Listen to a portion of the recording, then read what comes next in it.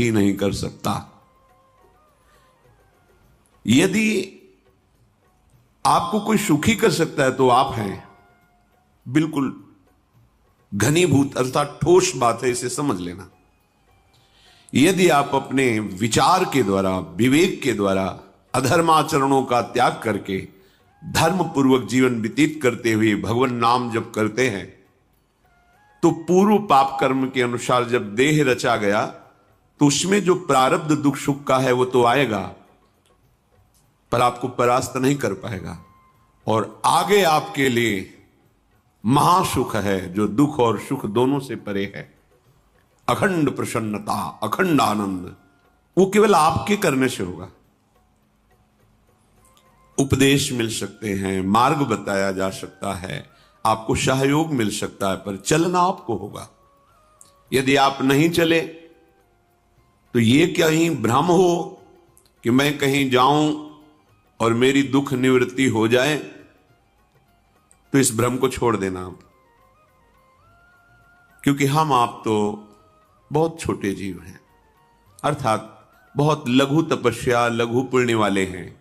हम उन महापुरुषों की बात करते हैं जिन्होंने आजीवन ऐसा तप संचय किया, फिर भी उनके शरीर में भारी से भारी दुख देखे गए।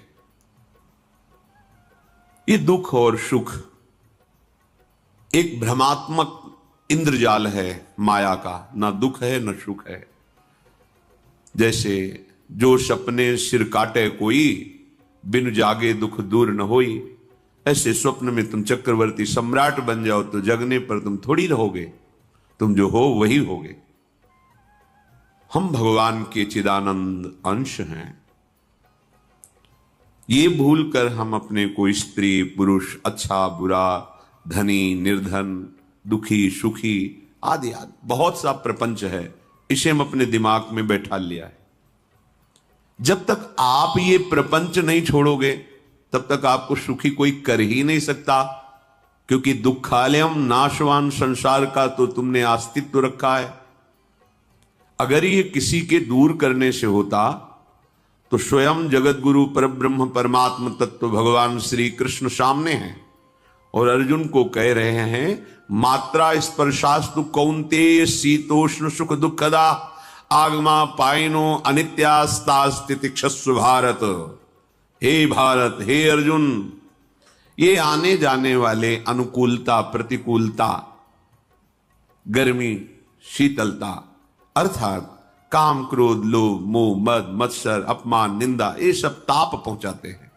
अनुकूलता सम्मान यश कीर्ति धन वैभव, मानी हुई मान्यता, ये सब शीतलता पहुंचाते हैं। ये उष्णता और शीतलता, अनुकूलता और प्रतिकूलता आने जाने वाले हैं।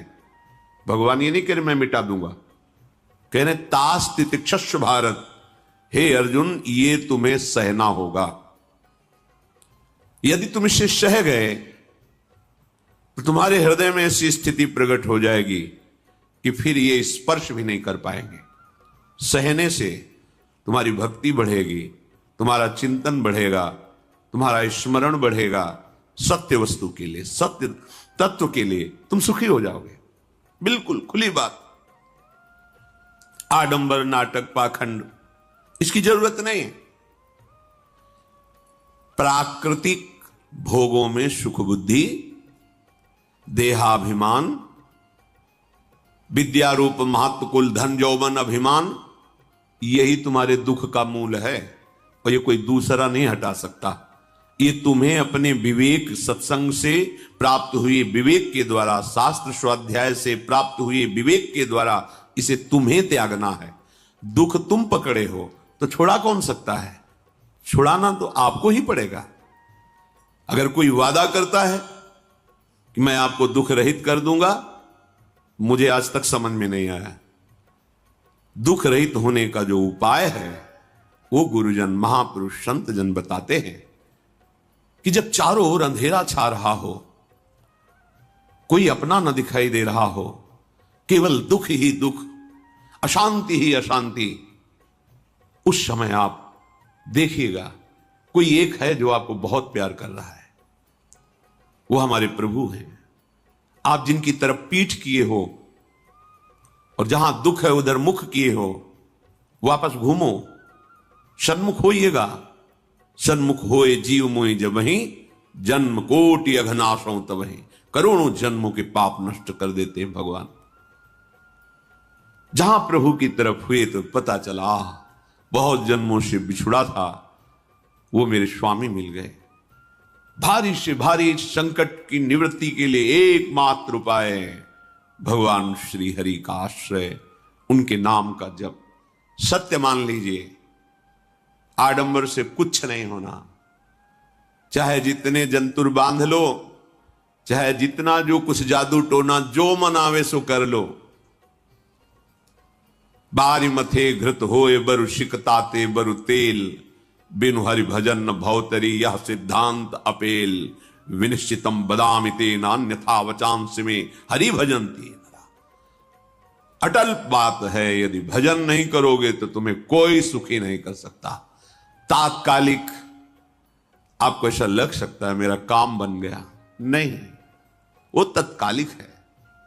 हमारा काम बनना तो तब होगा जब हमारा आवागमन मिट जाए, सदा सदा के लिए मुझे ऐसी वस्तु प्राप्त हो जाए कि जहां चाह ही खत्म हो गई, जहां दुख ही खत्म हो गया। वो हमारा स्वरूप है, वो हमारे आराध्य देव हैं। प्रार्थना मान लीजिए, भटकाव से बचिए। ये कलिकाल मलायतन मन कर देख विचार, श्री रघुनाथ नाम बिन नाहिन आन आधार। महापुरुषों ने स्पष्ट कहा है, ये मलायतन मल का आगार है। मल माने कामना, नाना प्रकार की वासना, भ्रष्ट आचरण, छल कपट, दंभ पाखंड, बोलबाला इसका। एकमात्र श्री भगवान का नाम आधार है। जो चाहत है नित्य सुख अरु मन को विश्राम, तो हित ध्रुव हित सो भजत रो पल पल श्यामा श्याम श्यामा श्याम श्यामा श्याम। यदि सच्चिदानंद शाश्वत सुख चाहते हो, जहां से कभी हटना ना पड़े, केवल सुख ही सुख है, आनंद ही आनंद है, और मन का विश्राम चाहते हो कि भाग दौड़ मन की मिट जाए, तो बस प्रेम से बोलते रहो श्यामा श्याम श्यामा श्याम, राधे श्याम, राधा राधा राधा वल्लभ। ये बड़ी शोध करके महापुरुषों ने बात कही है। यदि आप भजन नहीं करते तो आप दिमाग में लिख लीजिए, चाहे अपनी नित्य डायरी में लिख लीजिए, जो आप दिनचर्या लिखते हैं। आपको कहीं भी कभी भी कोई भी सुखी नहीं कर सकता। गांठ बांध लीजिए, भटकने की जरूरत नहीं है। और यदि नाम जप करने लगे, धर्माचरण करने लगे, तो तुम आशीर्वाद देने वाले बन जाओगे। सातरति सातरति शा लोकांतारयति। ध्यान दीजिए, वो तर जाता है, वह तर जाता है, वो लोकों को तार देता है। जब पृथ्वी में भयंकर पापाचरण की वृद्धि हुई, असुरों के द्वारा प्रेरित होकर के जहां भी धर्माचरण, नाम कीर्तन, यज्ञ, हवन, होम, ऋषि मुनि विध्वंस कर दो, क्या हुआ? कोई दूसरा दिखाई दिया क्या? नहीं, किसी की सामर्थ्य नहीं थी। सब मिलकर के ब्रह्मा जी के पास गए, जो ईश्वर कोटि के महापुरुष, सबने ब्रह्मा जी से प्रार्थना की। ब्रह्मा जी ने कहा, हम भी जिनके सेवक हैं, वही प्रभु अब हमारे दुख का निवारण कर सकते हैं। सोचो, आप किसी और से दुख निवृत्त कराना चाहते हैं? जिसने सृष्टि बनाई है, भगवान ब्रह्मा जी भी कह रहे हैं, मैं जिनके सेवक हूं, वही प्रभु हमारे और आप सबके दुखों का निवारण करते हैं। तो आपको समझ में नहीं आ रहा कि एकमात्र भगवान श्री हरि ही हमारे दुख का निवारण कर सकते हैं। हमें कहीं भागने दौड़ने की जरूरत नहीं है। साधु समागम इसलिए किया जाता है कि हृदय पवित्र हो जाए। पवित्र हृदय की पहचान बुद्धि में विवेक का प्रादुर्भाव हो जाए, और विवेक से मोह का नाश करके हम निरंतर प्रभु के प्रेम में डूबे, भजन में डूबे। सबने एक साथ मिलकर के विचार किया कि महासुख सिंधु प्रभु से विनय करनी तो कहां जाया जाए? बैकुंठ चले, किसी ने कहा क्षीर सागर चले। अपनी अपनी भावना व्यक्त कर रहे थे। तेहि समाज गिरजा में रहेऊ, अवसर पाई वचन एक कहेऊ, हरि व्यापक सर्वत्र समाना, प्रेम ते प्रगट होई मैं जाना। हे गिरिजा, परम वैष्णवाचार्य भगवान महादेव जी कहते हैं, उस देव समुदाय में हम भी थे। हमने कहा कि हमारे तो हृदय में बात ऐसी आती है कि कहीं भागने की जरूरत नहीं है। हरि व्यापक सर्वत्र समाना, जैसे वो वैकुंठ में विराजमान है, क्षीर समुद्र में विराजमान है, ऐसे कण कण में विराजमान है। बस तुम प्रेम से पुकारो, जहां पुकारोगे वहीं प्रभु प्रकट हो जाएंगे। नाम बाणी जहां श्याम श्यामा तहां, नाम बाणी निकट श्याम श्यामा प्रगट। सिद्ध सिद्धांत है, भटकने की जरूरत नहीं। जहां हो वहीं से प्रिया प्रीतम का नाम पुकारो, नाम कीर्तन करो, उनकी लीलाओं का गायन करो, सबको सुख देने की भावना करो। देखो तुम्हारी दृष्टि बदलती चली जाएगी, भगवत साक्षात्कार करने की योग्यता आने लगेगी। ऐसा ही हुआ। सबने मिलकर के श्री भगवान को विनय पूर्वक आर्त भाव से पुकारा। आकाशवाणी हुई, निर्भय हो जाओ, निश्चिंत हो जाओ, मैं स्वयं अपने अंशों के सहित अवतार लेकर इस भूमि का भार हरण करूंगा। तुम सब बड़े बड़े जो देवता हो, जाओ हमारी लीला में सुख लेने के लिए सब ऋक्ष वानर आदि का रूप धारण करो। ब्रह्मा जी, महादेव जी, बड़े बड़े ईश्वर कोटि के लोकपाल बहुत प्रसन्न हुए, क्योंकि भगवत वाणी सत्य है, त्रिकाल सत्य है। सबको विश्वास हो गया कि अब मारा तो जाएगा ये महासुर, जिसको लगता था कोई ना मंत्र के द्वारा मार सकता है ना अस्त्र के द्वारा मार सकता है। स्वयं श्री भगवान पधार रहे। भगवान ने जो निरंतर भजन प्राण रहते हैं, कश्यप जी, अदिति जी, वो भगवान के वात्सल्य में भरे थे। प्रभु जब प्रकट हुए तो उनसे कहा, मुझे आप जैसा पुत्र चाहिए।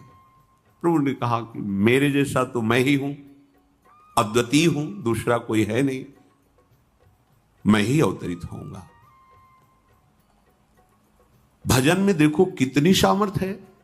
जगत पिता को पुत्र रूप में प्राप्त कर रहे हैं।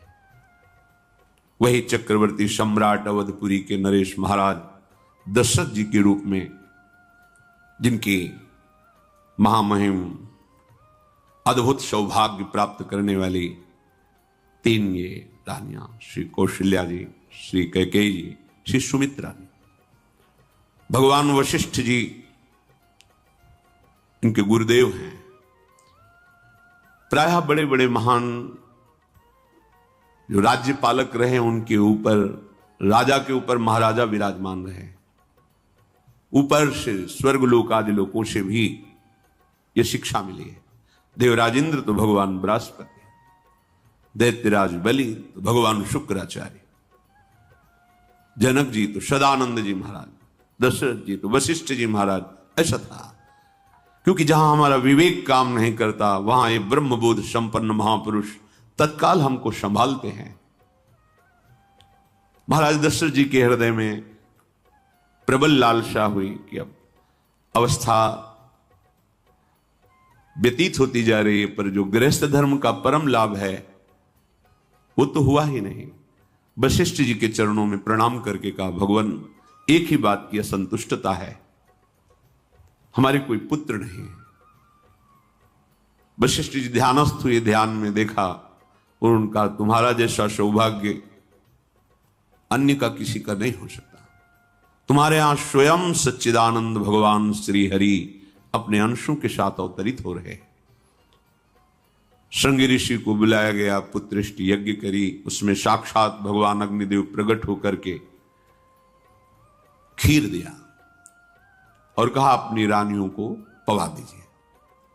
वशिष्ठ जी के आज्ञा के अनुसार उस खीर को दो भाग में किया। प्रथम भाग श्री कौशल्या जी को दिया, जो दूसरा भाग था उसके दो भाग किए, उसका एक भाग कैकेयी जी को भी किया।